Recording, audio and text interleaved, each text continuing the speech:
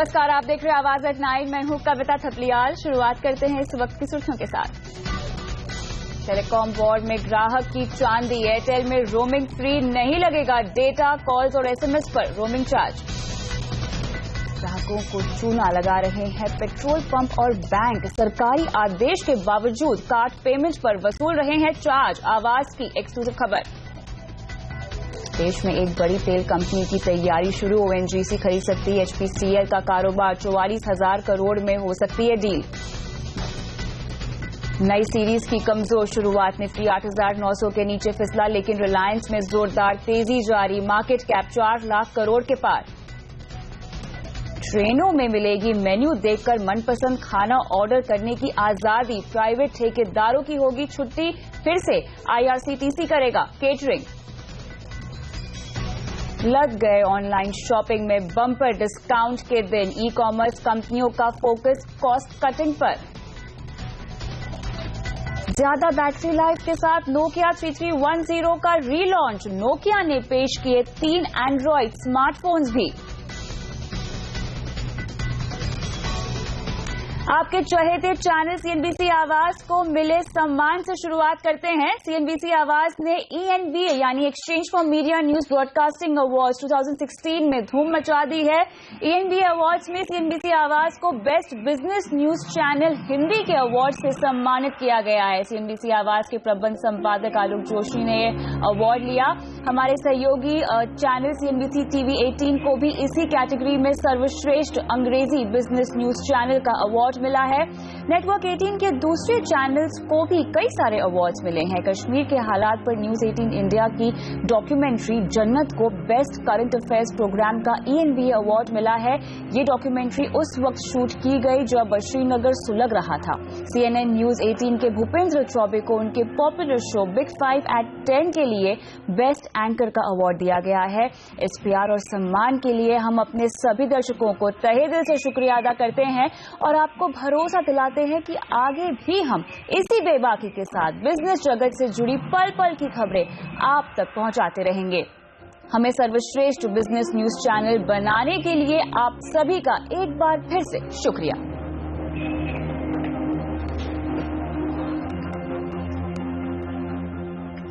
अगर आप एयरटेल के ग्राहक हैं तो अब आप देश भर में फ्री रोमिंग और सस्ती इंटरनेशनल कॉल्स का फायदा उठा सकते हैं। इसके लिए आपको अलग से कोई चार्ज नहीं देना होगा। दरअसल रिलायंस जियो का मुकाबला करने के लिए टेलीकॉम कंपनियों में प्राइस वॉर शुरू हो गया है और इसके तहत एयरटेल ने नेशनल रोमिंग फ्री कर दी है, यानी इनकमिंग और आउटगोइंग कॉल्स पर किसी प्रकार का अतिरिक्त शुल्क नहीं लगेगा और इसके साथ ही डेटा रोमिंग चार्ज भी नहीं लिया जाएगा। ग्राहक कहीं भी ट्रैवल करे उनके लिए होम डेटा पैक भी लागू होगा, जबकि इंटरनेशनल कॉल्स के लिए सिर्फ ₹3 प्रति मिनट ही देने होंगे और ये सुविधा 1 अप्रैल से शुरू होगी। भारतीय एयरटेल के चेयरमैन सुनील भारती मित्तल का यहाँ कहना है कि कंपनी ग्राहकों को भारी भरकम रोमिंग चार्ज से मुक्ति दिलाना चाहती है। We have decided today to kill the domestic roaming completely from today. We will make this announcement back home in India. We've also taken upon ourselves for all Indians who will be traveling abroad to be very comforted in their minds that the bill shocks and the bills that were running into lakhs of rupees will be a thing of the past.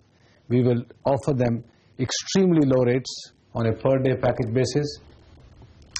चलिए अब एक नजर डालते हैं कि इस समय कौन सी कंपनी क्या ऑफर दे रही है। पहले बात करते हैं जियो की। जियो का 1 महीने का प्लान ₹303 में मिलता है, जिसमें वॉइस कॉल फ्री और 30 GB डेटा आपको मिलता है। वहीं एयरटेल की बात करें तो एयरटेल का मंथली पैक ₹345 का है, जिसमें वॉइस कॉल फ्री है और 4 GB डेटा आपको दिया जाता है। आइडिया का मासिक पैक भी ₹345 का ही है, लेकिन इसमें वॉइस कॉल सिर्फ आइडिया टू आइडिया ही फ्री मिलता है। जबकि वोडाफोन की बात करें तो वोडाफोन का ₹344 का पैक है और इसे लेने पर वॉइस कॉल और 4 GB डेटा फ्री मिलता है। रुक करते हैं दूसरी बड़ी खबरों की ओर। पेट्रोल और डीजल खरीदारी पर कार्ड पेमेंट पर ग्राहकों से एक्स्ट्रा वसूली यहां पर जारी है और केंद्र सरकार का यहां पर साफ आदेश होने के बावजूद कई बैंक अब भी पेट्रोल डीजल पर ट्रांजैक्शन चार्ज वसूल रहे हैं। बैंकों की मनमानी और शिकायतों पर कार्रवाई न होने से लोग परेशान हो रहे हैं। ऐसे में सरकार के डिजिटल पेमेंट को बढ़ावा देने की मुहिम पर सवाल खड़े हो गए हैं। कई बैंक पेट्रोल और डीजल की खरीद पर ट्रांजैक्शन चार्ज ग्राहकों से ले रहे हैं। सूत्रों से मिली जानकारी के मुताबिक फरवरी के दूसरे हफ्ते में ऑयल मार्केटिंग कंपनियों, पेट्रोलियम डीलर्स, बैंक और पेट्रोलियम मंत्रालय के बीच हुई बैठक में ये तय हुआ है कि पेट्रोल पंप पर क्रेडिट कार्ड से भुगतान करने पर बैंक ग्राहक से 1% का एक्स्ट्रा चार्ज वसूल सकते हैं, लेकिन डेबिट कार्ड से भुगतान पर ग्राहक से कोई शुल्क नहीं लिया जाएगा। फिर भी कई बैंक डेबिट कार्ड पर भी ट्रांजैक्शन चार्ज ले रहे हैं। पेट्रोल पंप पर क्रेडिट या डेबिट कार्ड से पेमेंट करने पर कितना एक्स्ट्रा चार्ज वसूला जाएगा या नहीं वसूला जाएगा, इसको लेकर असमंजस की स्थिति बरकरार है, क्योंकि ऑयल मार्केटिंग कंपनियों, सरकार और बैंक की तरफ से ग्राहकों को कोई जानकारी इस विषय में नहीं दी जा रही है।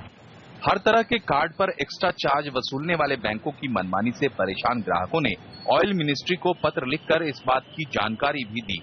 हमारे पेट्रोलियम मिनिस्ट्री के अधिकारी और तेल कंपनी के अधिकारी और इनमें बातचीत चल रही है कि ये शिकायतें बहुत रेगुलरली मिल रही हैं कि कस्टमर्स को ये चार्ज किए जा रहे हैं पैसे सर्विस चार्ज के तौर पे 2.5% या बाकी MDR के तौर पे और ये किया जा रहा है।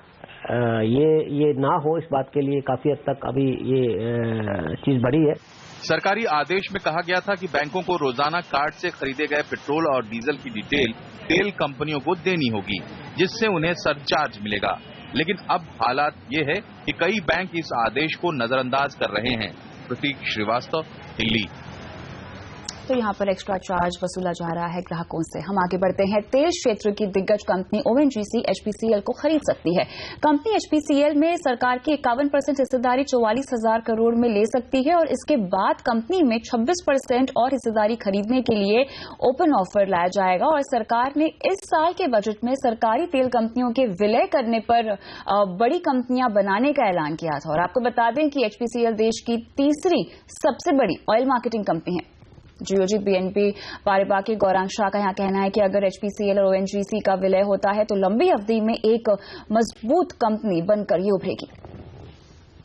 मैं मानता हूं कि शायद छोटी मध्यम अवधि में थोड़ा बहुत संकोच बाजार में देखने मिले, लेकिन जो भी सिनर्जीज होगी वो लंबी अवधि के नजरिए से उभर करके निकलेगी। और उस नजरिए से मैं मानता हूं कि ऑपरेटिंग एक्सपेंस और बाकी जो अन्य खर्च होता है उसमें एक समानता आ जाएगी। और उस लिहाज से अगर मैं देखने जाऊं तो बहुत ही सक्षम बैलेंस शीट बन सकती है लंबी अवधि के नजरिए से। आगे बढ़ते हैं। मंदी के बाजार में भी आज रिलायंस में शानदार तेजी हमने देखी। आज की बढ़त के बाद कंपनी का मार्केट कैप 4 लाख करोड़ के ऊपर पहुंच गया है और अब इस मामले में कंपनी TCS से थोड़े ही पीछे है। जब से रिलायंस इंडस्ट्रीज के चेयरमैन मुकेश अंबानी ने जियो के टैरिफ प्लान का ऐलान किया है, तब से कंपनी में तेजी बनी हुई है। ब्रोकरेज हाउसेज का भी कंपनी पर भरोसा बढ़ गया है। ब्रोकरेज हाउसेज में से अगर हम बात करें तो मॉर्गन स्टैनली ने भी कंपनी पर ओवरवेट रेटिंग को बरकरार रखते हुए लक्ष्य को 1280 रुपए से बढ़ाकर 1506 रुपए प्रति शेयर यहां पर कर दिया है। बात करते हैं शेयर बाजार में आज हुए कारोबार की। हफ्ते के पहले कारोबारी दिन शेयर बाजार में ऊपरी स्तरों पर आज हमने मुनाफा वसूली का दबाव देखा। बैंक शेयरों पर बिकवाली की सबसे ज्यादा आज मार पड़ी है। वहीं रिलायंस के नेतृत्व में एनर्जी शेयरों में आज हमने अच्छी खासी तेजी देखी। कारोबार के अंत में हमने देखा कि निफ्टी 8,900 के नीचे फिसल गया, वहीं सेंसेक्स में लगभग 80 पॉइंट की गिरावट रही। यहाँ पे आगे बढ़ते हैं और सस्ते में स्मार्टफोन या दूसरे इलेक्ट्रॉनिक गैजेट्स ऑनलाइन खरीदने का दौर अब जल्द खत्म होने वाला है। लगातार हो रहे घाटे की भरपाई के लिए ई-कॉमर्स कंपनियां ऐसे प्रोडक्ट्स की कीमतें बढ़ा सकती हैं जिन्हें वो खुले बाजार से काफी कम दाम में बेचा करती थी। डिस्काउंट देकर ग्राहक जुटाने वाली ई-कॉमर्स कंपनियां अब बढ़ते घाटे का बोझ उठाने की हालत में नहीं हैं और यही वजह है कि स्नैपडील, फ्लिपकार्ट और अमेजॉन जैसी कंपनियां इलेक्ट्रॉनिक्स से लेकर फैशन कैटेगरी के प्रोडक्ट्स की कीमतों पर डिस्काउंट को कम करने जा रही हैं। हालांकि कंपनियों की ये बिजनेस स्ट्रैटेजी उनके लिए शुरुआती मुश्किलें भी ला सकती है।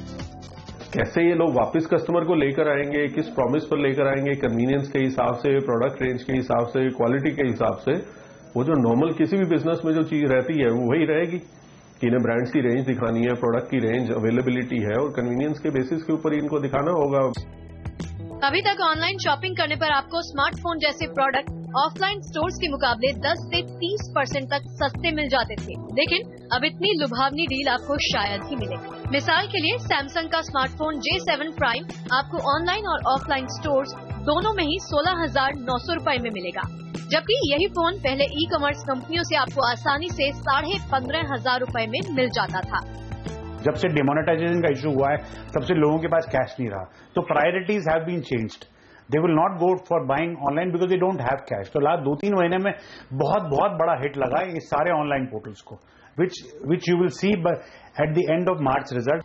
माना जा रहा है कि कंपनियां औसतन 5% तक डिस्काउंट कम करेंगी। कुछ कंपनियों का ये कहना है कि अब सिर्फ किसी खास त्योहार या सीजन में ही डिस्काउंट और ऑफर लेकर आएंगी। ई कॉमर्स कंपनियां स्नैपडील, फ्लिपकार्ट, अमेजन इसलिए इतना बिजनेस कर रही थी क्योंकि वो डिस्काउंट्स देती थी। ऐसे में बड़ा सवाल ये है कि अगर इन कंपनियों से डिस्काउंट देना बंद हो जाएगा तो इन कंपनियों के कारोबार पर कितना असर पड़ेगा। सरबजीत कौर, दिल्ली। रेल सफर में यात्रियों को बढ़िया खान पान मुहैया कराने की जिम्मेदारी एक बार फिर से IRCTC की होगी और भारतीय रेलवे ने अपनी नई केटरिंग पॉलिसी लागू कर दी है। इस पॉलिसी के तहत ट्रेन में मिलने वाले खाने में ज्यादा वैरायटी शामिल की जाएगी और उसी के हिसाब से कीमत भी वसूली जाएगी। 7 साल के बाद एक बार फिर से IRCTC को ट्रेन सफर में खाना खिलाने की कमान सौंप दी गई है। नई केटरिंग पॉलिसी में खाना बनाने के लिए बेस किचन की जिम्मेदारी एक कंपनी की होगी, तो खाने की सप्लाई करने की जिम्मेदारी दूसरी कंपनी के पास होगी और IRCTC प्रक्रिया की निगरानी रखेगा। खाना पकाया जाएगा, उसके ऊपर पूरी निगरानी रेल की रहेगी। उसमें क्वालिटी में कोई भी एडल्ट्रेशन, किसी भी मात्रा में गलत बात नहीं हो सकेगी और साथ ही में जो डिलीवरी करने के समय जो लोगों की शिकायत आती है उसमें भी प्रोफेशनल लोग रहेंगे, तो उसका भी एक लाभ होगा। IRCTC को अलग अलग ट्रेन के हिसाब से अलग अलग वैरायटी वाले मेन्यू बनाने का अधिकार भी साथ में दे दिया गया है। साथ ही खाने की कीमतों में भी बदलाव किया जा सकेगा। अफोर्डेबल भोजन है और वो बहुत अच्छा मिलना चाहिए और बहुत अच्छी क्वालिटी का होना चाहिए, कॉम्बो मील्स होने चाहिए। ये सारे के सारे प्रावधान इसमें किए गए हैं और ये फ्लेक्सिबिलिटी दी गई है। तो IRCTC will have this flexibility of pricing different kinds of products but largely catering to the common passenger. नई पॉलिसी के तहत अब ट्रेनों में रेलवे की तरफ से केटरिंग के ठेके नहीं मिलेंगे। मौजूदा कॉन्ट्रैक्ट की अवधि खत्म होने के बाद वो तमाम काम IRCTC के पास आ जाएंगे। दीपाली नंदा, दिल्ली। ट्रेनों में अक्सर लोगों की शिकायत होती है कि उनसे खाने पीने की चीजों के मनमाने दाम वसूले जाते हैं, तो यात्रियों को जागरूक करने के मकसद से IRCTC ने ट्वीट के जरिए खाने पीने की चीजों के आधिकारिक दाम बताए हैं। IRCTC के ट्वीट के मुताबिक टी बैग के साथ चाय या कॉफी की कीमत 7 रुपए है, वहीं 1 लीटर पानी की कीमत 15 रुपए है। साथ ही वेज ब्रेकफास्ट की कीमत 30 रुपए और नॉन वेज ब्रेकफास्ट की कीमत 35 रुपए तय की गई है। IRCTC ने अपने ट्वीट में साफ किया है कि ये दाम सिर्फ मेल और एक्सप्रेस ट्रेनों के लिए ही है। राजधानी, शताब्दी और दुरंतो जैसी ट्रेनों में कीमतें अलग होंगी। IRCTC के ट्वीट में खाने के मेन्यू के बारे में भी पूरी जानकारी देते हुए बताया गया है कि वेज थाली की कीमत 50 रुपए और नॉन वेज थाली की कीमत 55 रुपए तय रखी है और खाने में 250 मिली पानी की बोतल भी शामिल है। और साथ ही IRCTC ने अपने ट्वीट में यात्रियों को कहा है कि उन्हें खाना या नाश्ता लेने पर वेंडर से बिल जरूर लेना चाहिए। रुकते हैं ब्रेक के लिए। ब्रेक के बाद प्रधानमंत्री के नाम डॉक्टर्स की चिट्ठी, क्या है पूरा मामला बताएंगे आपको इस ब्रेक के बाद।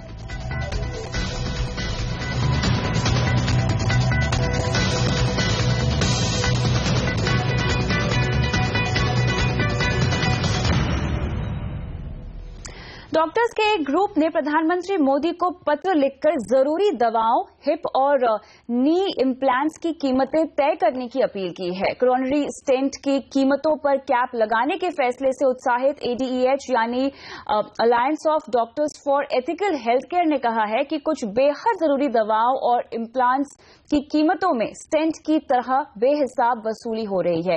इसी पर विस्तार से बात करने के लिए हमारे साथ एडीएच कोर कमेटी के सदस्य डॉक्टर अरुण मित्रा शामिल हो रहे हैं।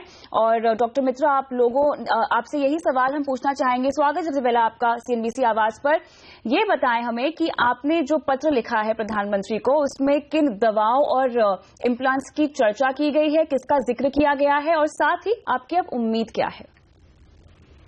हमें ये है कि जो दवाइयां हैं इनकी जो कीमतों के बारे में बहुत फर्क है। एक तो ब्रांडेड दवाइयां हैं और जो साथ में जेनेरिक दवाइयां भी हैं, इनका जो एमआरपी लिखा होता है और जो उसकी प्राइस एक्चुअल है उसमें बहुत ज्यादा फर्क है। कई बारी तो 10-10 गुना का ही भी फर्क है कुछ दवाइयों में। उन सब की लिस्ट हमारे पास है।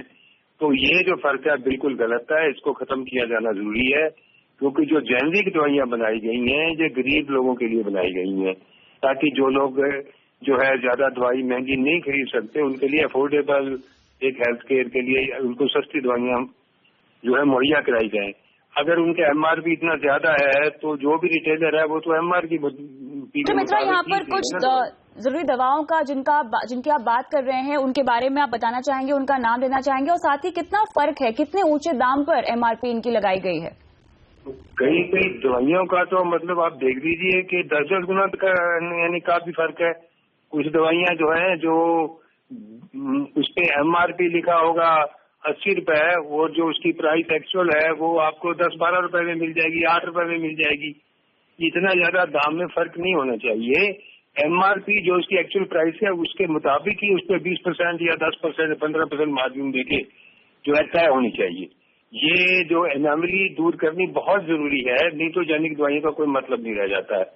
इसी तरह ही जो इम्प्लांट्स हैं जो अपने नी जॉइंट्स में पड़ते हैं या जो कॉक्लियर इम्प्लांट्स हैं और भी जो है मेडिकल जो डिवाइसेस हैं उन पे भी जो उनकी कीमतें तय होनी चाहिए। जिस तरीके के साथ स्टेंट्स की कीमतों को तय किया गया है वैसे इन सब की भी कीमतें रिव्यू होनी चाहिए और एनपीपीए को ये अथॉरिटी देनी चाहिए कि इन सब को रिव्यू करके इनकी कीमतें वाजिब कीमतें इनकी तय करे और जो है उसी हिसाब से उनको बेचा जाए, जैसे कि स्टैंड्स के बारे में किया गया है। पत्र में एनपीपीए को अथॉरिटी देने की बात कही है, क्या ये हम समझे? जो एनपीपीए मतलब इन सब चीजों के भी जो और भी जो मेडिकल डिवाइसेस हैं उनकी भी कीमतों को रिव्यू करे एनपीपीए और रिव्यू करके उनको भी उसी हिसाब से तय करे जैसे कि स्टैंड्स की कीमतों को तय किया गया है। तो यहाँ पर आपने जो पत्र लिखा है उसको लेकर कोई जवाब? हाँ जी, जो पत्र आपने लिखा है पीएमओ की तरफ से कोई जवाब आया है इस पर? नहीं, हमने पहले चिट्ठी लिखी थी एक प्राइम मिनिस्टर को, उनके पीएमओ ऑफिस में कुछ देर पहले जवाब आया था, लेकिन बाद में उसका हमने फॉलोअप किया तो फिर किसी ने उधर से कोई रिस्पांस नहीं आया। अब हमने दोबारा लिखी है ना, चलिए, बहुत बहुत शुक्रिया समय निकालकर हमसे बात करने के लिए डॉक्टर मित्रा। तो यहाँ पे क्लियरली जरूरी दवाओं और इम्प्लांट्स की कीमतें तय करने पर डॉक्टर्स ने यहाँ प्रधानमंत्री मोदी को चिट्ठी लिखी है। रुकते हैं एक छोटे से ब्रेक के लिए। ब्रेक के बाद आपको बताएंगे कि 17 साल बाद नए कलेवर और नए तेवर में लौट रहा है नोकिया 3310। बताएंगे इसकी खासियत आपको ब्रेक के बाद। अब जल्द ही शॉपिंग मॉल आपके फोन में होगा। पेटीएम ने आज पेटीएम मॉल ऐप लॉन्च करने का ऐलान किया है। ये ऐप पहले एंड्रॉइड फोन्स में आएगा और इस ऐप में फैशन, इलेक्ट्रॉनिक्स और कंज्यूमर ड्यूरेबल्स जैसी अलग अलग कैटेगरीज होंगी। पेटीएम मॉल अलीबाबा के टी मॉल ऐप के तर्ज पर बनेगा। अलीबाबा ने इस ऐप में $20 करोड़ का निवेश किया है और इस वेंचर में अलीबाबा की 40% की हिस्सेदारी होगी। कि कंज्यूमर को एक ट्रस्टेड शॉपिंग प्लेटफॉर्म देना है, जिसके लिए हर एरा सेलर हमारे प्लेटफॉर्म पे नहीं बेच पाएगा। हम लोग इंश्योर कर रहे हैं कि सेलर्स बहुत स्ट्रिक्ट क्वालिफिकेशन क्राइटेरिया के थ्रू मूव करेंगे। जो प्रोडक्ट की क्वालिटी होगी वो हम लोगों ने बहुत सारे चेक्स इंट्रोड्यूस किए हैं टू इंश्योर कि जो प्रोडक्ट बिक रहा है उसकी सही क्वालिटी हो, जो कंज्यूमर खरीदना चाहता था वो उसे मिले। और हमारा स्ट्रांग बिलीफ है कि अगर ये सब हम कर पाते हैं, जो कि हम करने की कोशिश कर रहे हैं, तो यही हमारा डिफरेंशिएशन होगा। कंज्यूमर को भी सही प्रोडक्ट सही प्राइस पे चाहिए, हम लोग जिसको हम इंश्योर करने की कोशिश करें। आगे बढ़ते हैं। आम इंसान का चहेता ब्रांड नोकिया वापस आ गया है। कंपनी ने बार्सिलोना में चल रहे मोबाइल वर्ल्ड कांग्रेस में अपने नए एंड्रॉइड फोन पेश किए हैं और साथ ही एक दौर में बेहद पॉपुलर नोकिया 3310 भी रीलॉन्च किया गया है। क्या है इन फोन्स की खास बातें, आइए देखते हैं। Let me reintroduce the iconic Nokia 3310. Mobile world Congress में नोकिया ने अपने पुराने नोकिया 3310 को रीलॉन्च कर दिया है। इतना ही नहीं बल्कि एंड्रॉइड पर चलने वाले 3 स्मार्टफोन भी लॉन्च किए हैं। पर सबसे पहले बात करते हैं नोकिया 3310 की। इसमें दी गई है 2.4 inch QVGA display. 2G connectivity के साथ आने वाला ये फोन चलता है Nokia series 30 plus operating system पर। स्टोरेज के लिए इसमें 16 GB की इंटरनल स्टोरेज दी गई है, जिसे माइक्रो SD कार्ड की मदद से 32 GB तक बढ़ाया जा सकता है। तस्वीरें खींचने के लिए 2 मेगापिक्सल कैमरा दिया गया है LED फ्लैश के साथ। इसमें 1200 mAh की बैटरी दी गई है, जो आपका साथ 22 घंटे तक दे सकती है। नोकिया 3310 4 रंगों में मिलेगा और भारत में ये अप्रैल के अंत तक लॉन्च हो सकता है। इसकी कीमत 3500 होने का अंदाजा है। इसके अलावा नोकिया 3, नोकिया 5 और नोकिया 6 लॉन्च किए गए हैं। इनकी खासियत है कि ये तीनों फोन एंड्रॉइड सिस्टम पर चलेंगे और इनकी कीमत 9000 रूपए से शुरू होकर 20,000 रूपए तक हो सकती है और भारत में ये मई में लॉन्च हो सकते हैं। भावना सती, मुंबई। आगे बढ़ते हैं, बात करते हैं ऑस्कर्स की। 89वें ऑस्कर्स में रायन गॉसलिंग और एमा स्टोन की फिल्म ला ला लैंड की धूम रही है। फिल्म को बेस्ट डायरेक्शन, बेस्ट सिनेमेटोग्राफी और बेस्ट एक्ट्रेस समेत 6 अवार्ड्स मिले हैं। सर्वश्रेष्ठ फिल्म का अवार्ड डायरेक्टर बेरी जोकिंस की फिल्म मूनलाइट को दिया गया है और केसी एफ्लेक को मैनचेस्टर बाय द सी के लिए बेस्ट एक्टर और एमा स्टोन को ला ला लैंड के लिए बेस्ट एक्ट्रेस का अवार्ड मिला है। भारतीय मूल के अभिनेता Dev Patel best supporting actor का अवार्ड जीतने से चूक गए। उनकी जगह इस पुरस्कार के लिए मर्शला अली को चुना गया है। वहीं ला ला लैंड के लिए डेमियन शजेल को बेस्ट डायरेक्टर चुना गया।